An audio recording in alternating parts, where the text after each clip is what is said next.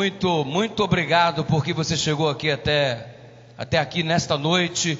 Muito obrigado por você estar conectado conosco aí através da internet, em qualquer parte deste país, em qualquer parte deste planeta. Hoje nós estamos assim visivelmente separados, corporalmente separados, mas um dia estaremos todos juntos adorando como um só povo, uma só nação, o povo de Deus, a nação santa no reino celestial.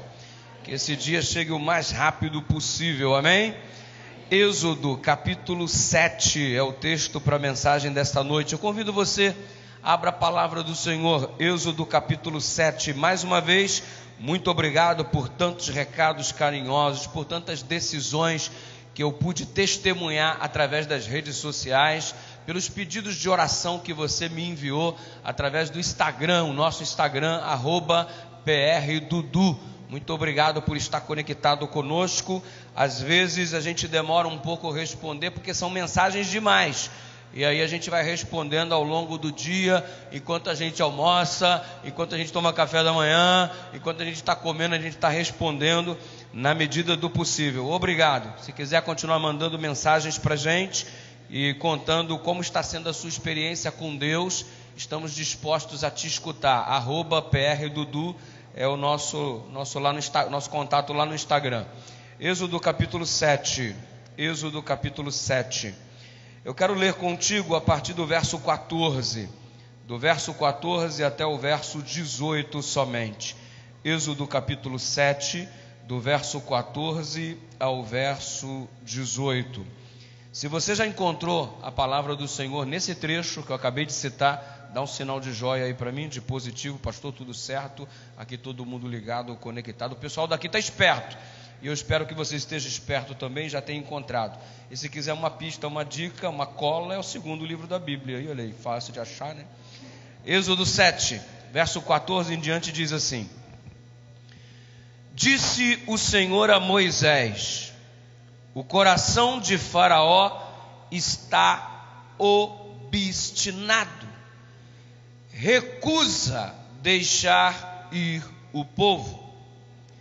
Vai ter com Faraó, Moisés, pela manhã. Ele sairá às águas. Estarás à espera dele, na beira do rio. Tomarás na mão o cajado, o bordão, que se tornou em serpente, e então lhe dirás: o Senhor, o Deus dos hebreus, me enviou a ti, Faraó, para te dizer: deixa ir o meu povo, para que me sirva no deserto, e até agora não tens ouvido. Assim diz o Senhor: nisto saberás que eu sou o Senhor. Com este bordão que tenho na mão, ferirei as águas do rio, e se tornarão em sangue. Aqui está o relato da primeira praga, as águas se transformando em sangue. Quantas pragas foram mesmo? Não entendi, desculpa. Quantas pragas foram? 10 pragas. Então esse é o nosso assunto na reunião deste momento. Eu convido você a fechar os seus olhos e junto orarmos em nome de Jesus. Deus querido, muito obrigado pelos louvores que já cantamos ao Senhor, pelas músicas tão especiais que escutamos, que nos já alimentaram. E obrigado porque agora temos a tua palavra aberta em nossas mãos. Ilumina-nos para compreendê-la, e que como resultado do culto deste momento, neste lugar, possamos obter entendimento da tua vontade, poder do Espírito para executá-la, a fim de que a nossa vida glorifique o teu nome, e que ao término possamos dizer: não sou eu mais quem vivo, mas Cristo vive em mim. O Senhor conhece a luta particular de cada um de nós. Conheces o quanto estamos sendo oprimidos neste maldito Egito. Mas assim como o dia da liberdade chegou para o teu povo, cerca de 1400 anos antes de Cristo, Que este momento seja o momento da nossa liberdade pelo sangue de Jesus. Que tu possas tocar em nosso coração como só o Senhor sabe fazer, e visitar não só nós que estamos aqui na comunidade viva em São Luís do Maranhão, mas em toda e qualquer igreja, em toda e em qualquer residência, em todo e em qualquer lugar onde tem agora um ser humano parado, disposto a escutar a tua voz através deste texto sagrado. Nosso coração está aberto. Fala o que o Senhor quiser, o que o Senhor desejar, porque nós não vamos nessa noite escutar só o que a gente gosta. A gente vai escutar o que o Senhor quiser falar, para que a nossa vida seja reflexo da tua vontade, para a tua honra, para a tua glória, em nome do Senhor Jesus. E toda a tua nação de adoradores diz: amém. Amém. Pastor, eu não acredito nesse negócio do êxodo, eu não acredito neste negócio das pragas. Que papo é esse, pastor? Que a água se transformou em sangue. Que papo é esse, pastor? Que rãs saíram do rio Nilo, tomaram conta de toda a terra do Egito, morreram, entraram em estado de putrefação e contaminaram todo o ambiente. Que papo é esse, pastor? Que uma praga de piolhos tomou conta. Eu não acredito, mas essa daí é mais fácil de acreditar, porque uma praga de piolhos já tomou conta lá em casa quando eu era moleque, mano. Essa daqui é mais fácil de acreditar. Pastor, eu não acredito nesse negócio de moscas, pastor, eu não acredito nesse negócio de 10 pragas. Está exigindo demais da minha fé. É muita fantasia. E alguém outro dia me ligou e me disse assim: pastor, eu estou aqui no meu ambiente de trabalho e eu estou trabalhando com algumas pessoas, e a maior parte deles são pessoas incrédulas quanto à palavra de Deus. E ela me fez uma pergunta: o que eu tenho que fazer para esta pessoa acreditar? Eu falei para ela: nada, filho, você não tem que fazer nada, porque não é eu que crio nas pessoas a capacidade delas crerem ou descrerem. A fé é um dom que Deus distribui para todo mundo. Só que uns têm mais do que os outros, porque os dons eles são desenvolvidos. Se você deixar a tua fé atrofiar, tu vai se tornar um miserável de um incrédulo. Mas se você trabalhar na construção da sua fé, alimentando a cada dia mais com oração, estudo da palavra, testemunho, frequência aos cultos para louvar e engrandecer a Deus, a tua fé vai estar se desenvolvendo. Então, Deus distribui o dom da fé para todos. Aí é você que decide se você vai desenvolver ou não. O que eu faço para ele acreditar? Eu não tenho que fazer nada para você acreditar. Mesmo porque quem o convence do pecado, da justiça e do juízo não sou eu. Quem o convence do pecado, da justiça e do juízo, quem alimenta a fé no teu coração, é o Espírito Santo. Então não é uma obra minha. A minha função é tão somente pregar. Se você vai acreditar ou não, é contigo, irmão. É uma coisa entre você e Deus, é uma coisa de você para com você mesmo. Mas eu quero te dizer uma coisa: o Espírito Santo está aqui.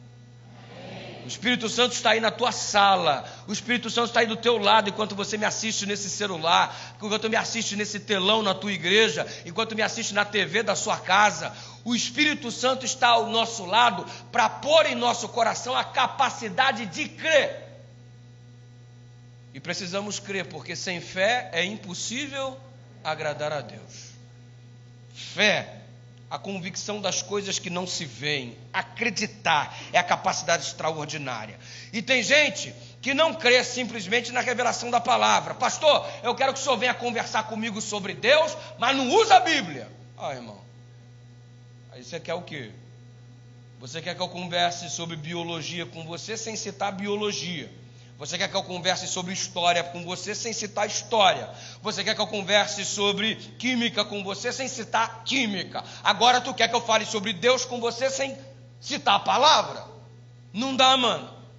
É incoerência. Eu não acredito na Bíblia. Deus é tão misericordioso que, além da Bíblia como revelação, Ele ainda nos permite algumas evidências extra-bíblicas. Do que você está falando?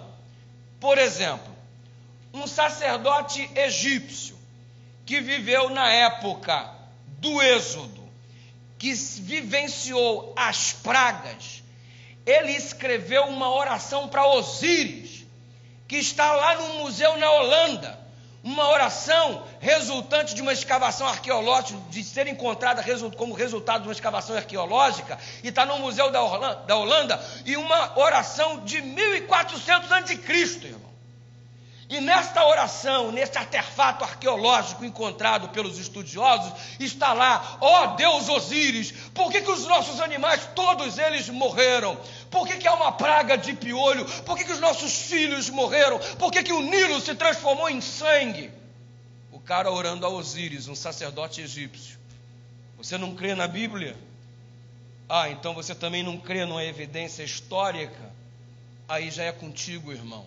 Porque a Bíblia testemunha do que é certo, a história evidencia a ação de Deus aqui intervindo na história humana.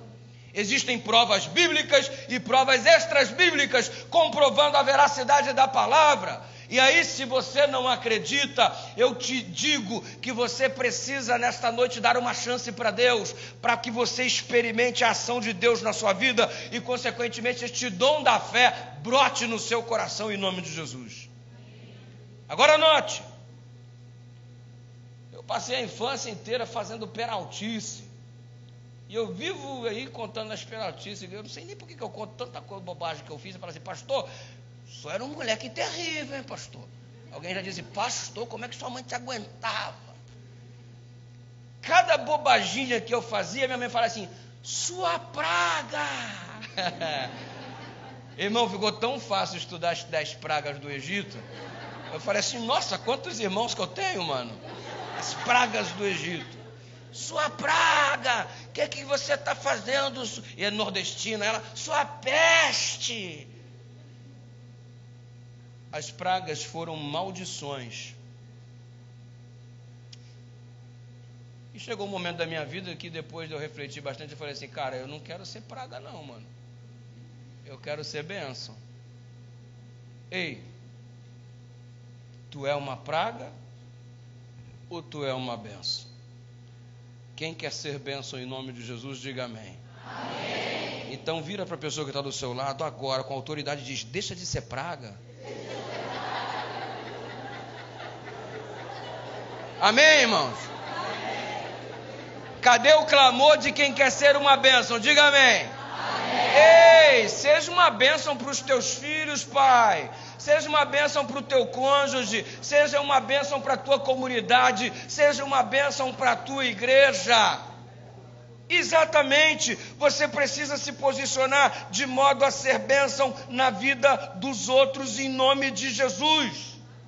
Agora olha para o cenário pintado aqui no livro do Êxodo. O povo de Israel estava escravizado e eles ficaram escravizados, se liga na cola, 430 anos. 430 anos padecendo no Egito, nas mãos do maldito faraó. E Deus suscita Moisés para proporcionar liberdade ao povo. Finalmente a libertação ia chegar. Fim da opressão.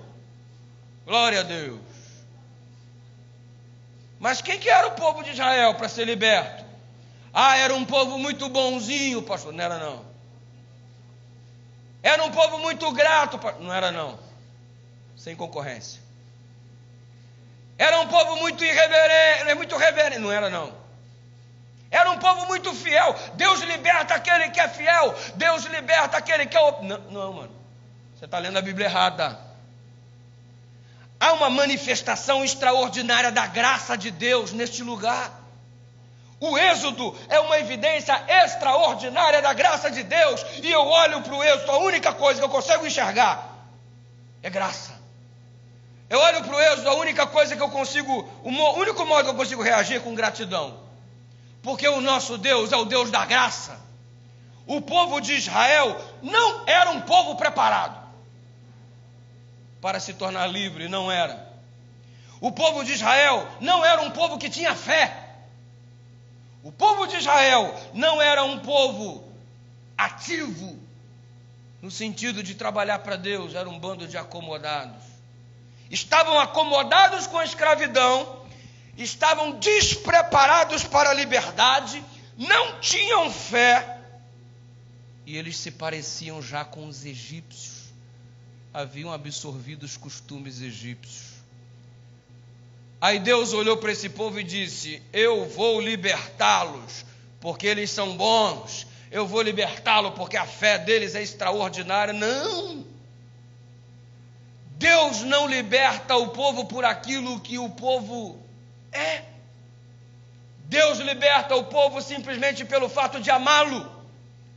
E Deus não ordena a Moisés: vai até lá e prepara aquele povo para receber a salvação. Prepara aquele povo para ter fé, Moisés. Prepara aquele povo para ficar bonzinho. Manda todo mundo fazer tudo que depois eu vou libertá-los. Não. Primeiro Deus liberta. Depois Deus diz o que tem que fazer. Sabe qual é o nosso problema? A gente acha que para ser aceito por Deus a gente precisa ficar bonzinho primeiro. Não, pastor, eu não tenho condições agora de voltar para a igreja, sabe? Porque eu tenho que consertar algumas coisas na minha vida, eu não tenho condições. A gente começa a colocar um monte de condições para sermos aceitos por Deus. Onde você leu isso na Bíblia? Você nunca ouviu falar sobre graça? Deus, ele pega o povo do jeito que ele está. E sabe o que é lindo na graça? A graça, ela te alcança aonde você está. Se você está no mundo das drogas, a graça te alcança lá. Se você é escravizado no Egito, no meio da prostituição, a graça de Deus te alcança aí onde você está. Se você está vivendo num antro de perdição, é aí que a graça de Deus te alcança. A graça de Deus vai aonde você está, mas ela não te deixa aonde ela te encontrou. Você está no pecado, a graça de Deus vai ter um encontro com você nessa noite. Mas acredita que ela não vai te deixar onde ela te encontrou. Ela vai te trazer para uma novidade de vida em Cristo Jesus. Amém. Deus não liberta o povo porque o povo é bonzinho. Deus liberta o povo pelo simples fato de amá-lo. Eu quero libertar o meu povo.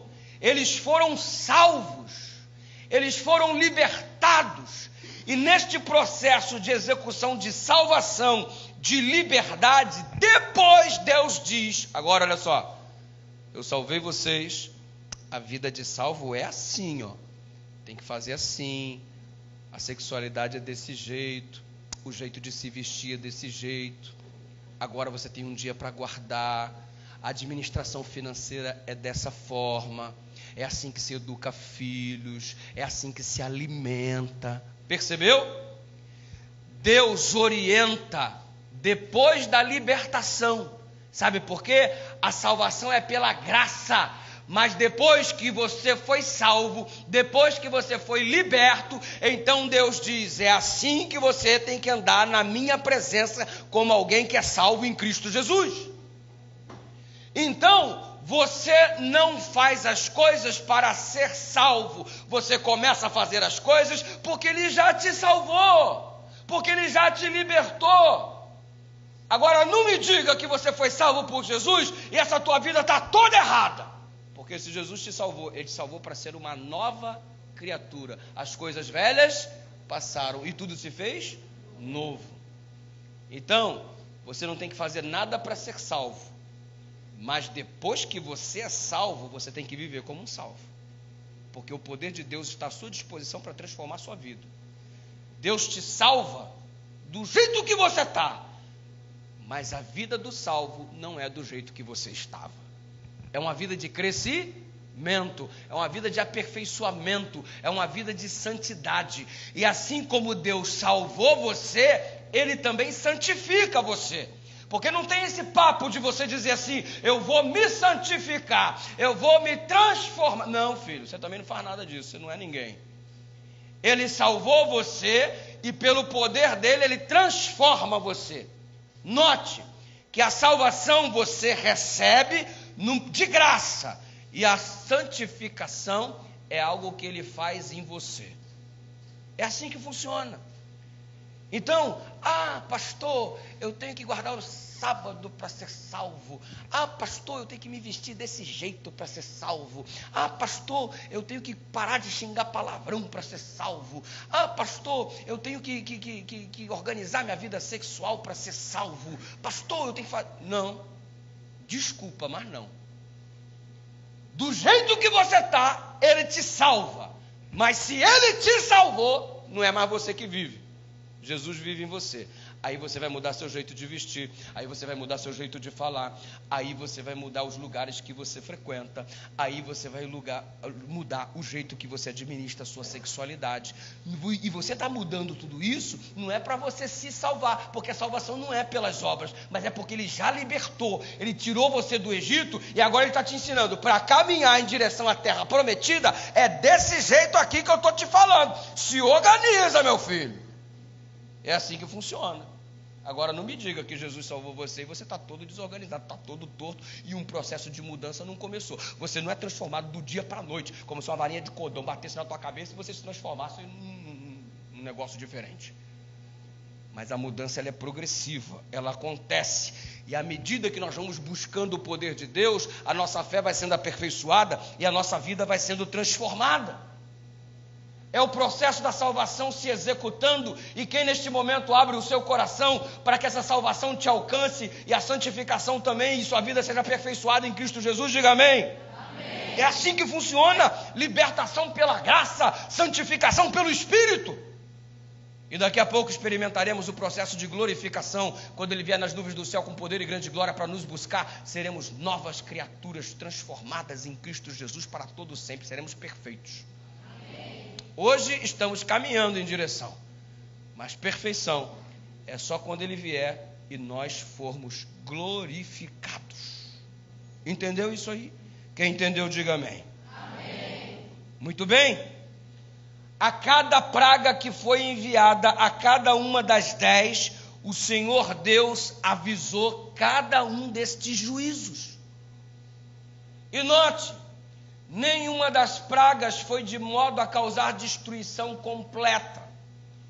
As pragas não foram universais, elas foram localizadas na região do Egito, porque tudo o que acontecia na região do Egito não acontecia na região onde estava o povo de Deus. O povo egípcio era atacado pelas pragas, mas o povo de Deus não era atacado pelas pragas. E lá no livro do Apocalipse, novamente vem um relato de que antes de Jesus voltar a esta terra, conforme Ele anunciou mais de 1.500 vezes, Ele virá. Porém, antes de sua vinda, pragas serão derramadas sobre a terra.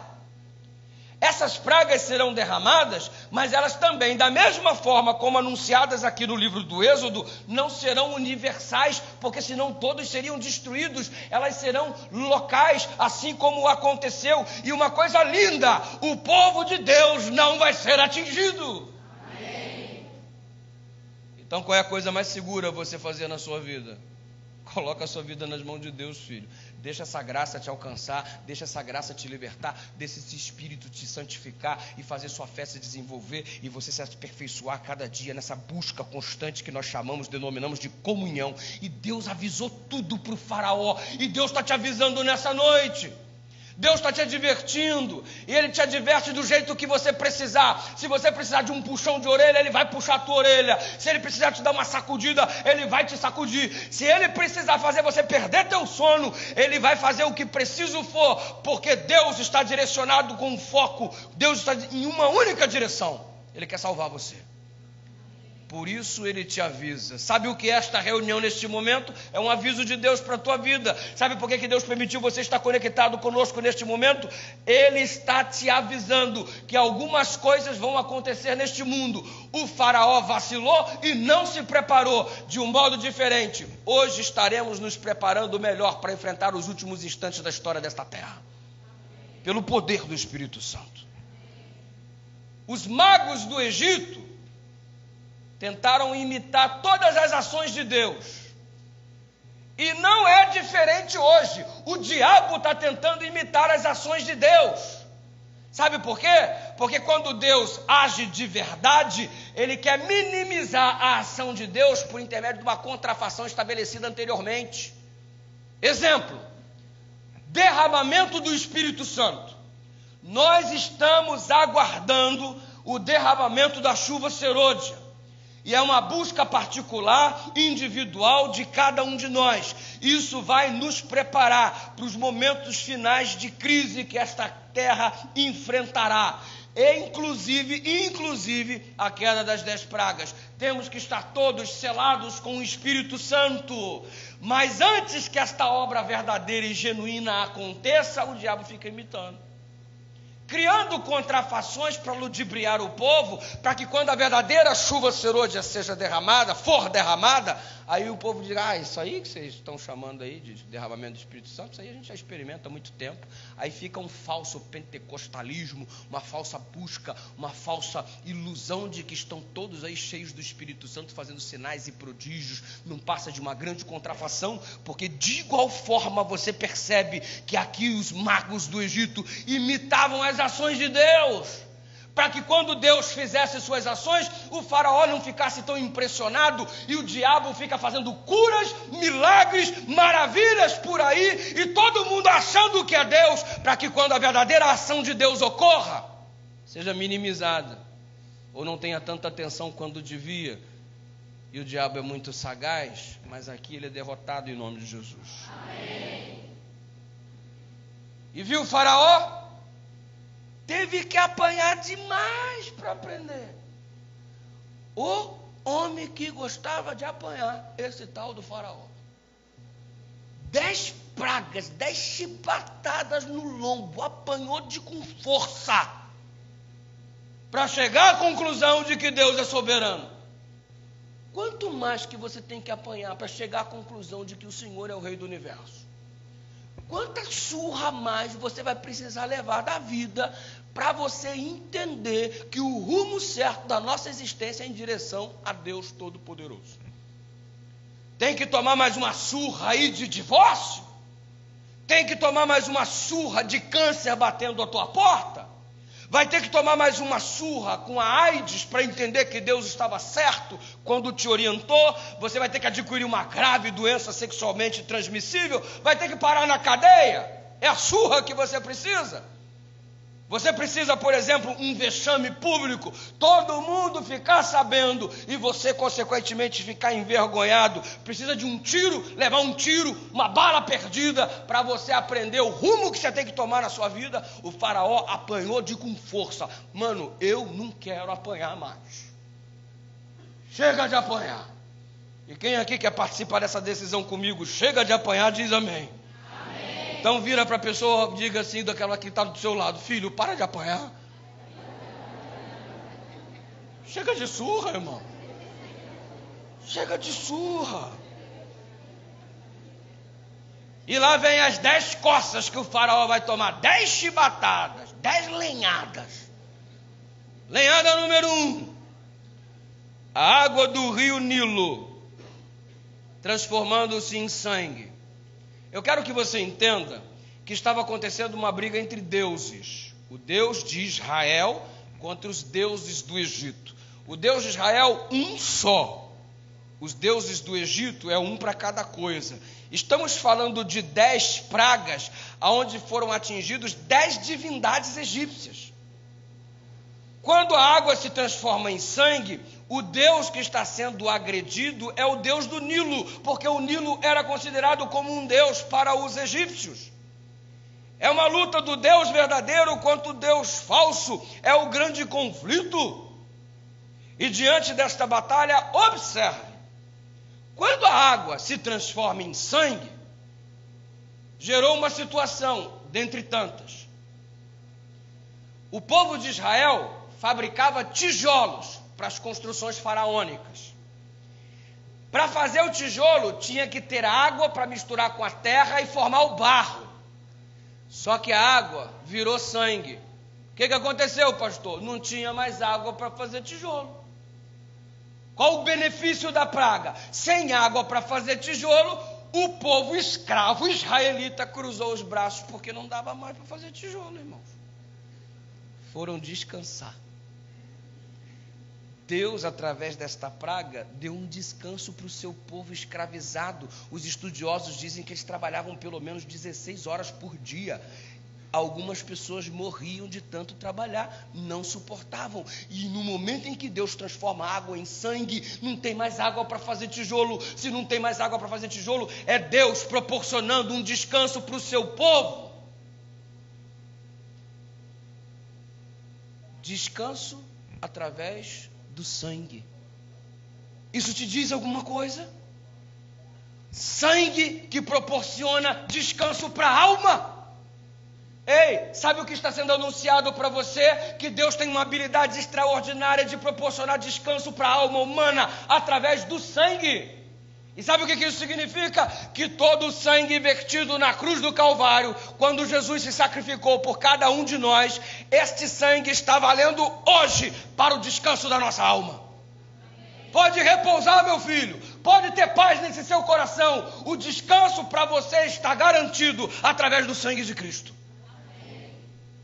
Segunda praga, vamos atingir a deusa Hequete, a deusa que tinha a cabeça de rã. As rãs saem de dentro das águas do Nilo, tomam conta de toda a terra do Egito. Na sequência elas morrem e na sequência elas apodrecem. Um mau cheiro terrível. Os adoradores de Hequete ficaram muito incomodados, porque esse tipo de adoração funcionava agora como um mau cheiro. Isso é interessante, porque os verdadeiros adoradores de Deus, eles são funcionam como o bom perfume de Cristo. Você lembra da declaração do apóstolo São Paulo? Nós somos o bom perfume de Cristo. Números no capítulo 29, no verso 2, diz que holocaustos ao Senhor funcionam como um cheiro suave. A adoração a outro Deus que não o Senhor funcionava com um mau cheiro insuportável. Ei, que tipo de fragrância você está exibindo na sua vida? Você é um adorador fiel do Senhor? Ou você está exibindo uma fragrância, um odor, algo desagradável, porque é o aroma do pecado que flui de sua vida? Terceira praga, piolho. Eu conheço essa praga. A minha mãe vencia essa praga aí com pente fino e na unha, mano. Ela me travava, eu não sei se minha mãe lutava jiu-jitsu, que ela me dava uma chave de perna aqui assim, mano, me botava aqui assim, me trancava, amigo, ali sabia vencer a praga do Egito. Os piolhos sugam o sangue das pessoas. O sangue na Bíblia é símbolo de vida, tirar vida. Sanguessuga, já viu aquele objeto, aquele bicho chamado sanguessuga, aquela coisa insuportável? Na nossa infância, quando enchia, minha mãe falava chamichuga. Filho, cuidado com a chamichuga. Ei, qual é a chamichuga que está sugando a tua vida? Qual é o piolho, qual é o agente satânico que está arrancando a tua qualidade de vida? Que praga é essa que está te atormentando? E quando eu falei assim, ó, eu não quero ser uma praga, eu quero ser uma bênção. Se você for apanhar uma aplicação secundária, essa água aí suja. Se você for uma praga, meu irmão, me desculpa, tu anda sujando a vida dos outros. Se você for uma praga, tu anda causando um aroma péssimo no que diz respeito ao relacionamento com as outras pessoas. Se você for uma praga, tu anda sugando a vida dos outros. Tu está acabando com as pessoas que estão perto de você. As moscas causavam dor. A quarta praga. Você tem causado dor na vida de alguém? Magoado as pessoas, ferido as pessoas? Você lembra que eu falei ontem que nós fomos criados com a capacidade de amar? E por que ao invés de amar as pessoas, você machuca tanto as pessoas? Que prazer existe em ferir as pessoas? O rebanho estava morrendo, e alguns animais no Egito, eles eram sagrados: o touro, o deus Pitá, a vaca, a deus Ator, o carneiro, o deus Amon. O rebanho morrendo, os deuses egípcios estavam caindo por terra. Os animais do rebanho de Israel, nenhum deles estava morrendo, mas o animal do faraó, os animais do faraó, eu falei o animal do faraó, né? Mas o animal do faraó, realmente nenhum deles morreu, irmão, nenhum deles morreu. Negócio, todos eles morreram, melhor dizendo. Feridas, a sexta praga. Você percebeu a sequência? Aconteceu mais ou menos assim, uma coceirinha, uma sarninha. Você começou num processo de negação, não é nada não, não é nada não, não é nada não. Aí surgiu uma feridinha, daqui a pouco você estava todo arregaçado. É igualzinho o pecado. A praga do pecado. Você começa numa coceirinha, numa sarninha, começa numa negação, nada a ver, tem problema não pastor, tem problema não mãe, tem problema não pai, nada a ver, daqui a pouco tem uma feridinha, daqui a pouco você está todo arregaçado pelo pecado. Uma praga. É só um gole. O que tem? Só um gole, só um trago, uma vez, é só um beijo, gente. Eu sou casado, mas o que tem? Só um beijo, só um abraço, só um filmezinho. O que tem? Uma cenazinha mais forte e tal. É só uma foto, é só um nudes. Qual que é o problema? Não, só um nudezinho, mano. Olha aí como Deus me fez, ó.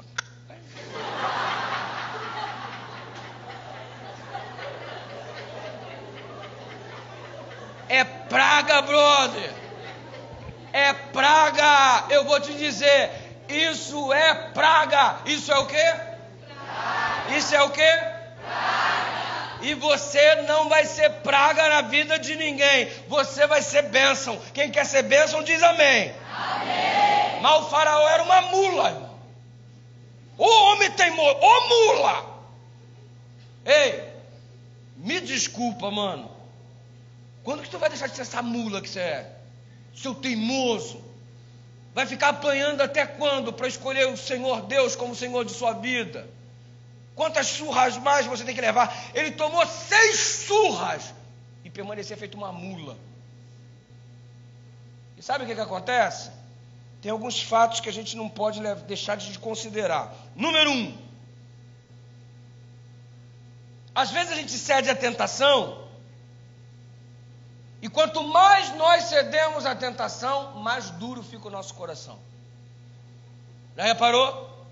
É só uma vez, é só um gole, é só um trago, é só um filme, é só um nudes, é só isso, é só um beijo, é só uma mão aqui.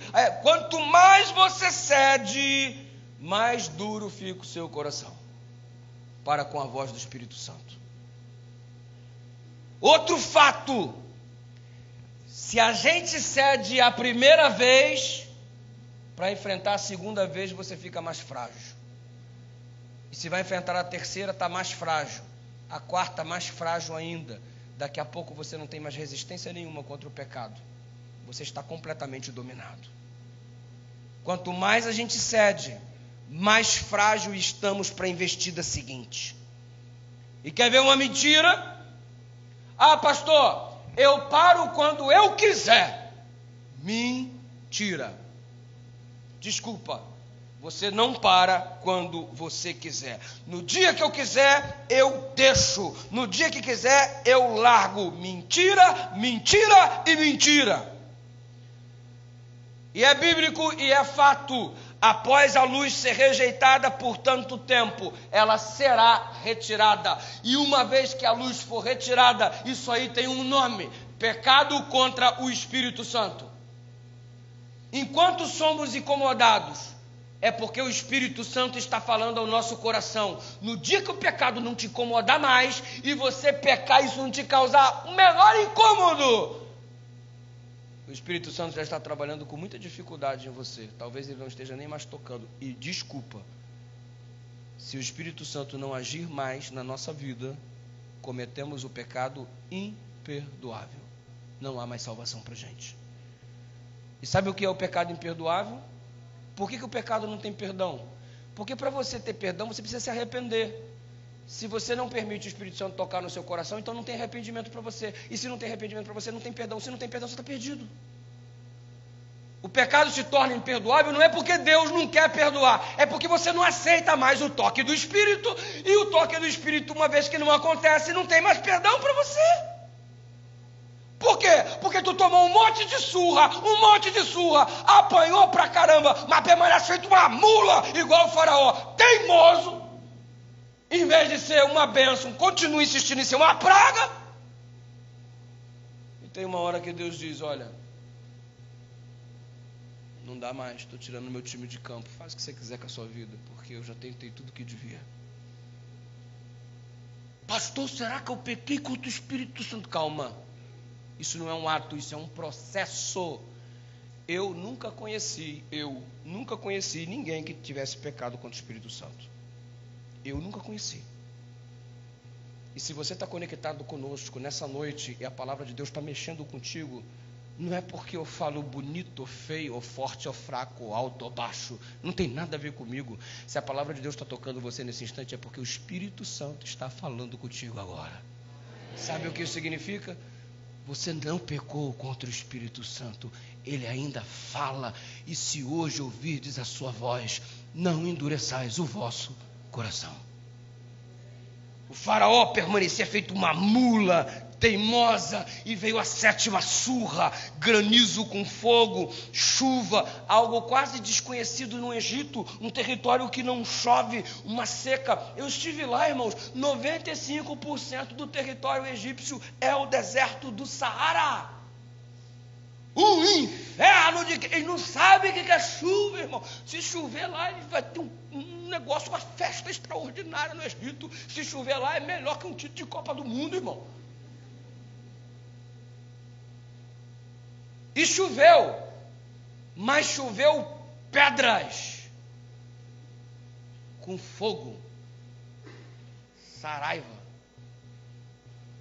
pedras e fogo, granizo com fogo. A água era tida como um deus no Egito, o fogo também. Os deuses que deveriam estar abençoando, os deuses estavam usando os elementos da natureza, que para eles eram deuses, para amaldiçoar a vida deles, para que eles apanhando, para ver se tomasse uma decisão diferenciada. Quem pode é Deus, quem manda é Deus. E sabe o que é lindo na história? O Moisés saiu da presença do faraó, estava chovendo pedras e fogo, ele passou pelo território, nenhuma pedrinha caiu na cabecinha dele. Nem um foguinho deu encolhidinha no cabelo do Moisés. O cara passou na boa. Ei, quando as pragas caírem sobre este mundo, 1000 cairão ao teu lado, 10.000 à tua direita, mas você não vai ser atingido. Amém. Porque se Deus é por nós, quem será contra nós? 8ª praga. Gafanhotos. O que sobrou da saraivada, o gafanhoto foi lá e destruiu. Ei, tem gente que se comporta como se fosse um gafanhoto. O cara já está todo moído, todo destruído, todo acabado. E o que você faz? Você vai lá e termina de acabar com o indivíduo. Gafanhoto maldito. Tu devia ser uma bênção e está sendo uma praga. Pastor, e como que a 7ª praga se aplica a mim? As pedras, tu fica dando pedrada nos outros, tu é praga, irmão.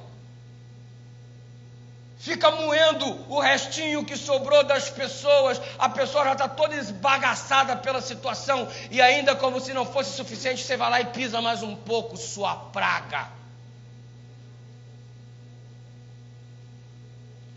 Conheci uma irmã que perdeu a filha. 17 anos, linda. A menina, por uma frustração amorosa, enlouqueceu e pôs um fim à própria vida. Você já imaginou o desespero de uma mãe que percebe a sua filha pondo um fim à própria vida, cometendo suicídio? Você já imaginou como essa mulher está destruída no dia do funeral? Ou ao longo de toda uma vida? E como se não bastasse, ela já está toda moída. Aí vem um infeliz do irmão e diz assim: irmã, o Que pena que a sua filha não tem mais salvação por aquilo que ela fez.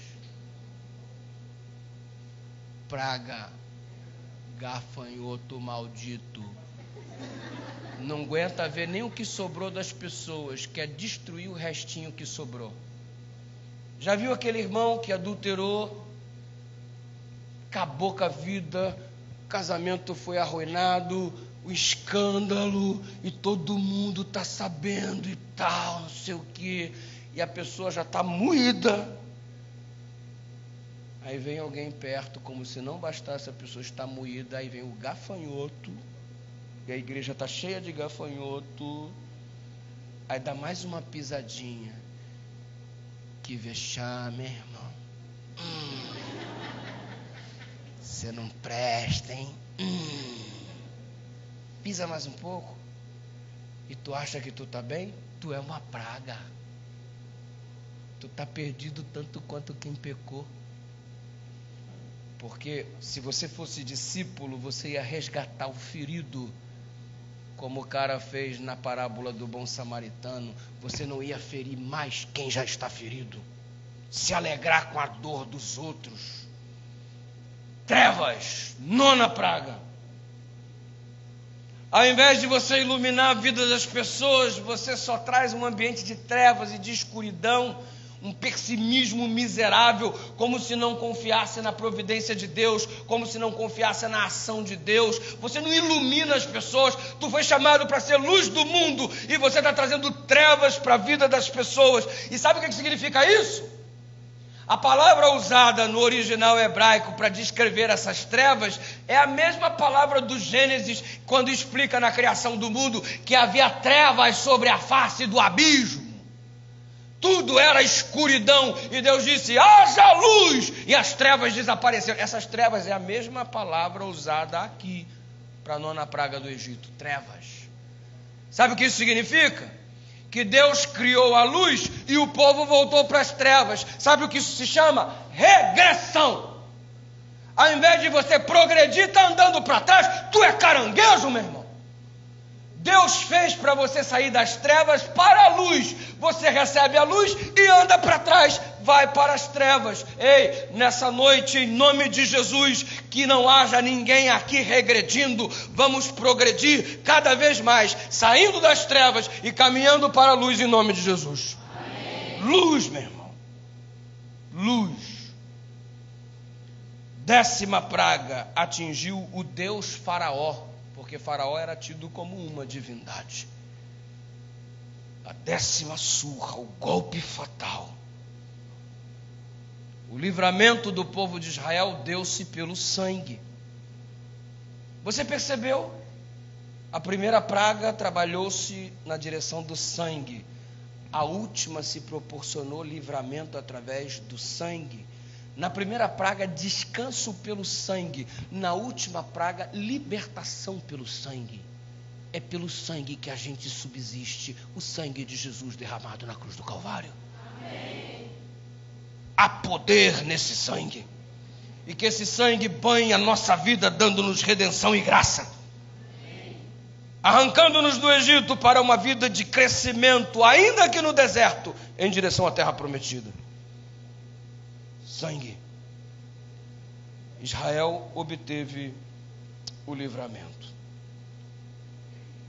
Há poder no sangue de Jesus, eu creio nisso. Não importa se você foi praga até aqui, o sangue de Jesus pode te transformar em bênção. Ah, pastor, eu fui uma peste mesmo, andando pelo pecado, magoei muita gente, eu pisei muita gente, eu feri muita gente. Esses dias eu fui pregar numa vigília jovem, lá em Caldas Novas, Goiás. Peguei um voo, fui lá para Goiás. Cheguei lá, uma vigília no auditório, tinha mais de 1000 pessoas, a noite inteira. E eu fiz uma vigília sobre José. Eu preguei a noite toda sobre José. Preguei uns 3 sermões sobre José. Saí do calor de Belém, fui lá para o friozinho de Goiás, junho agora, início frio. Fui lá. Que vigília bacana, que juventude animada. Foi muito legal, irmãos. Naquela vigília, enquanto eu pregava, terminava um sermão e um rapaz vinha com o testemunho dele. E eu comecei a ouvir o testemunho do cara, que foi dividido em 3 partes. Eu preguei 3 vezes e ele testemunhou 3 vezes. Comecei a ouvir o testemunho daquele cara. Eu falei assim, mas que praga, meu irmão. Mas que praga. Ele falava, que praga, mano.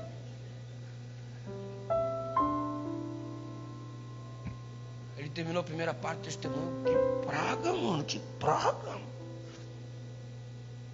Aí veio a segunda parte do testemunho. E ele falava, eu acordadão, ligadão. E o testemunho do cara. E ele falando, que praga, mano. Ele terminou a segunda parte do testemunho. Que praga, mano. Eu quero ver como esse cara vai praga ou ele é bênção, mano. Terceira parte do testemunho. Ele fez o fechamento. Eu, que bênção, mano. Que bênção, que bênção. Como é que Deus transforma uma praga de um ser humano dominado pelo pecado em uma bênção tão grande como essa? Eu fui lá alimentar o povo. Eu que saí alimentado. Saí edificado daquela vigília. Saí assim glorificando a Deus pelo poder extraordinário que Ele tem de transformar vidas humanas. De todo aquele que se permite ser alcançado e não fica se comportando como uma mula feito Faraó. Lindo ver, pastor, qual que é o testemunho, pastor? Nossa, você está ficando curioso, né? É claro que eu não tenho condições de contar a extensão do testemunho do cara, mas vai no Acampijá para você ver só o testemunho maravilhoso. Acho que você vai ouvir só no Acampijá. O apelido dele é Tunico. Antônio de Souza. O cara foi condenado a 300 anos de prisão. Eu vou repetir. 300 anos de prisão. Tinha que ter reencarnação para o cara cumprir esse mandato aí dele. Quantos anos de prisão, irmãos? 300. Será que fez alguma coisa ruim esse cara para ser condenado a 300 anos? E ainda tinha um monte de casos que ainda precisavam ser julgados. Mas os primeiros levaram ele a 300 anos de prisão. E um cara para ser condenado a 300 anos de prisão tem que começar cedo, né? Começar cedo a carreira. Pode começar muito tarde. Criado em São Paulo, num bairrozinho assim, super light, Jardim Ângela, berço da criminalidade. Pai macumbeiro, socava cachaça no moleque desde pequeno. Molequinho, ele já andava bêbado. O pai o incentivava a beber. Se tornou-se um guri agressivo, aprendeu com o pai, porque o pai também era assim, mas em algum momento o pai se converteu, entrou para uma igreja evangélica. Mas o moleque continuou peralta. Com 10 anos de idade ele comia os frangos da macumba.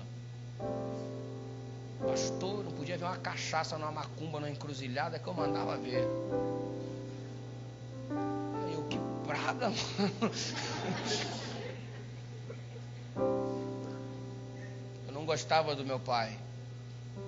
E quando eu soube que ele ia para a igreja, na hora que ele estava na igreja, eu quebrava os vidros tudo na igreja na pedrada. Eu subia em cima do telhado, quebrava os telhados. Eu ia lá no fio, arrancava os fios. A igreja faltava culto na hora do culto, faltava energia na hora do culto, eu arrancava tudo. E quando faltava luz, os irmãos, é o demônio do Tonico.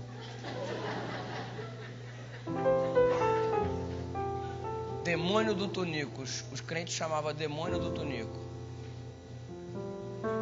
Ele contando o testemunho, eu olhei, que praga, mano. Que praga. 14 anos de idade, teve 2 overdoses de cocaína. aos 14 anos. Tornou-se chefe de uma quadrilha de 80 homens. Assaltos. De usuário de droga virou traficante. Controlava diversas bocas. Tornou-se endinheirado. Muitos cordões e relógios de ouro. Muitas armas. Os melhores carros. Tornou-se famoso. Começou a ser procurado e anunciado pela TV. A polícia o prendia, mas ele dava muito dinheiro e era solto. Foi parar no Carandiru, enquanto o mesmo ainda existia. Pavilhão 9. Todo tipo de desgraça ali dentro ele contemplou. Depois foi parar em Presidente Venceslau. Sua família já estava frequentando a igreja evangélica, seus irmãos, seus pais. E nessa ocasião, a mãe dele o visitou, entregou uma Bíblia para ele. Ele passou 8 anos na cadeia dos 300 condenados. A mãe orou por ele por 18 anos. Coração de mãe. 18 anos a mãe orou por ele. Ele leu a Bíblia que a mãe lhe deu, leu toda ela, e Deus começou a trabalhar na vida daquele indivíduo. Ele aceitou a surra de Deus, aceitou o convite de Deus para deixar de ser teimoso, parar de ser uma mula. E um homem condenado a 300 anos de cadeia, às 6 horas da manhã de um belo dia, ele termina de ler a Bíblia que ganhou da sua mãe. Um guarda bate na sua cela. Tonico, por não. Você está livre, pode sair. Pastor, ele me disse, eu não tive advogado, nenhum foi contratado, eu não tinha perspectiva, eu achei que eu ia morrer ali, e a liberdade bateu na minha porta. Você não tem fé? Eu acredito. Eu acredito que todo homem que é uma praga pode se transformar em uma bênção pelo poder de Deus. O testemunho do Tonico tem levado diversos jovens à decisão ao lado de Cristo. Hoje ele mora em Londres, na Inglaterra, e veio ao Brasil para testemunhar. E se Deus quiser, virá o Acampijá da União Norte Brasileira. Tirei uma foto com o Tonico, essa foto que você contempla aí na tela neste momento. Era uma praga. Eu falei, cara, tu era uma praga, mano. E ele sorriu e disse, pastor, hoje eu sou uma benção. Vai se casar, família toda na igreja, e não tem nenhum registro na polícia. Como? Não sei. Não sei. Mas eu acredito que Deus transforma a peste em bênção. Deus transforma a praga em bênção. Você não precisa ser uma praga. Você pode ser uma bênção. Só deixa de ser a mula. Deixa de ser teimoso. Deixa Deus quebrantar esse seu coração. Eu acredito no sangue de Jesus Cristo para nos remir de todo o pecado. Eu acredito na graça que salva, na graça que redime. Eu não merecia salvação e Ele me alcançou. Eu acredito. Eu acredito que as pragas que caíram no passado, elas estão anunciadas para acontecer no futuro no livro do Apocalipse. E eu acredito que assim como nenhum fio do cabelo do Moisés foi atingido, todos nós que somos uma bênção nas mãos do Senhor, seremos protegidos por Ele e levados para a eternidade. Eu acredito. E se é isso que você quer acreditar, eu acredito na ação do Espírito Santo neste momento, transformando esse seu coração de pedra num coração de carne. Eu acredito na capacidade de Deus de trazer de volta aqueles que estão afastados do Senhor por tanto tempo.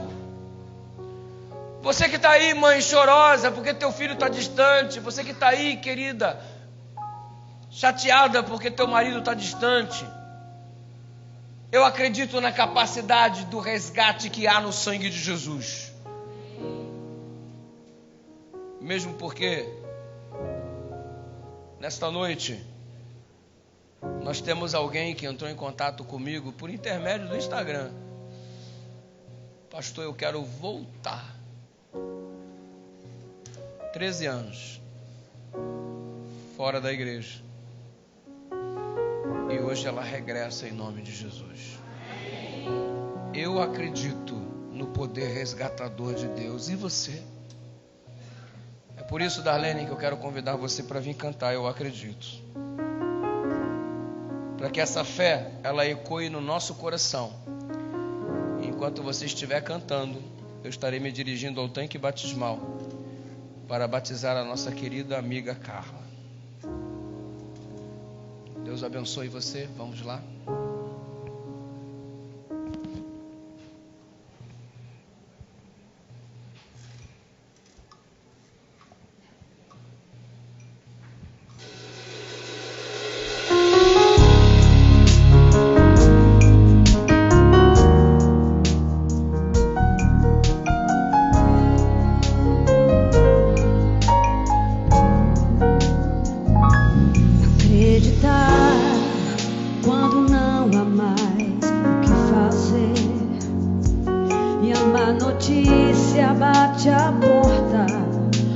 Oh,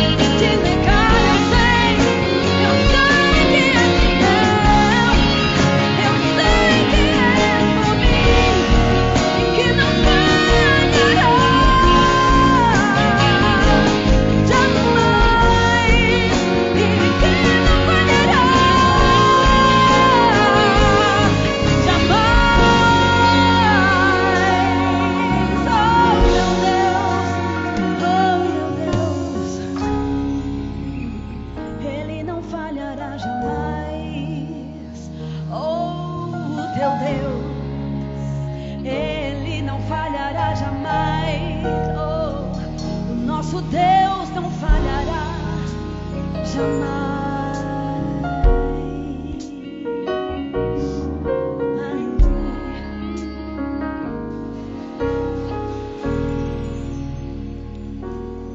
Eu acredito no sangue do Senhor Jesus que nos redime de todo o pecado.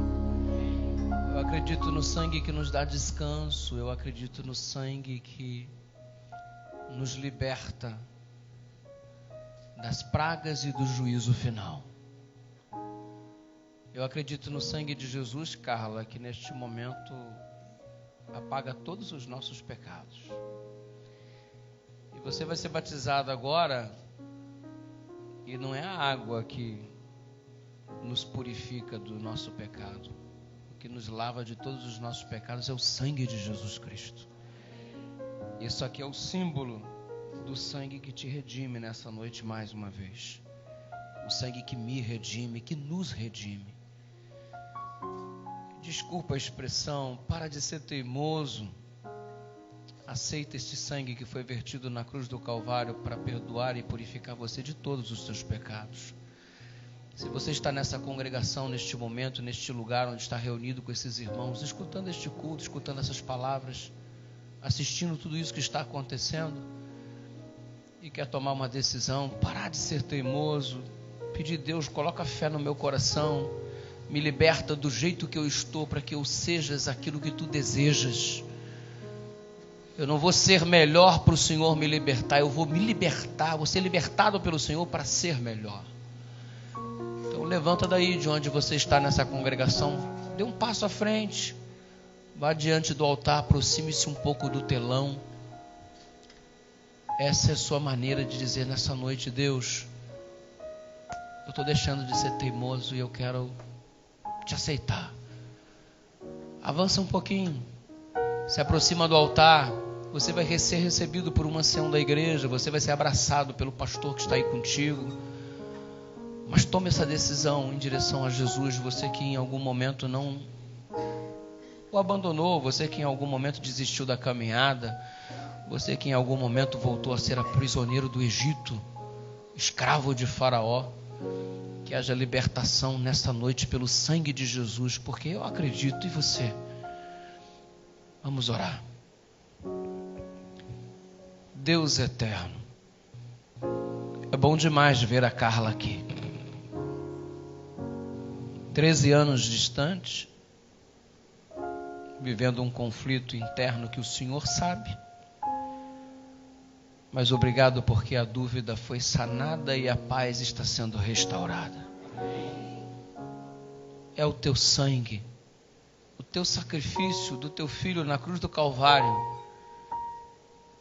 que transforma-nos de pragas dominados pelo pecado em bênçãos, seres humanos cheios do teu Espírito. Pelo teu sangue há libertação. E como ministro do Evangelho, segundo a tua ordem, conforme o desejo do coração da Carla, eu a batizo em nome do Pai, do Filho, do Espírito Santo, e todo o teu povo diz: amém.